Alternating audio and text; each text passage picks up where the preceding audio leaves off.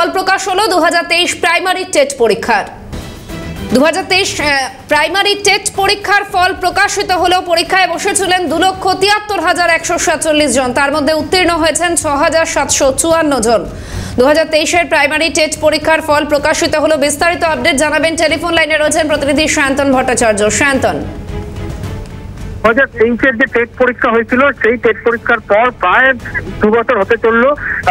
আজ কিন্তু সেই ফল প্রকাশ করা হয়েছে। একাধিকবার পর্ষদ অভিযান করেছেন পরীক্ষার্থীরা, যেটা পর্ষদের তরফ থেকে বলা হচ্ছে যে আজকে থেকে তারা তাদের ফলাফল দেখতে পাবে ওয়েবসাইটে, এবং আগামীকাল দুপুর 2টোর পর থেকে যে ওএমআর শিটের যে ইমেজ কপি সেই পরীক্ষার্থীরা তারা কিন্তু এই ওয়েবসাইটে দেওয়া থাকবে। নিজেদের লগইন আইডি দিয়ে কিন্তু তারা ঢুকে তাদের ওএমআর শিটের ইমেজ কপি দেখতে পাবে।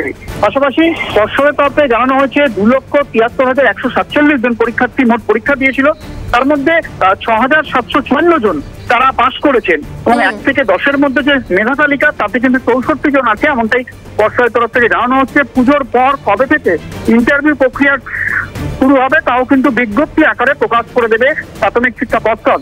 তবে পুজোর আগে 2023-এর যারা টেট পরীক্ষার্থী তাদের কাছে একটা খবর, দীর্ঘদিন পর তাদের যে পরীক্ষা হয়েছিল 2023-এর 24শে ডিসেম্বর, সেই পরীক্ষার পর দীর্ঘদিন বাদে কিন্তু তাদের ফল প্রকাশ করা হয়েছে। দুপুর 4:30-এর পর থেকে কিন্তু সেই ফল দেখতে পাচ্ছেন পরীক্ষার্থীরা, কিন্তু আগামীকাল দুপুর 2টোর পর থেকে ওই মানে যে ইমেজ কপি তা কিন্তু দেখতে পাবেন পরীক্ষার্থীরা।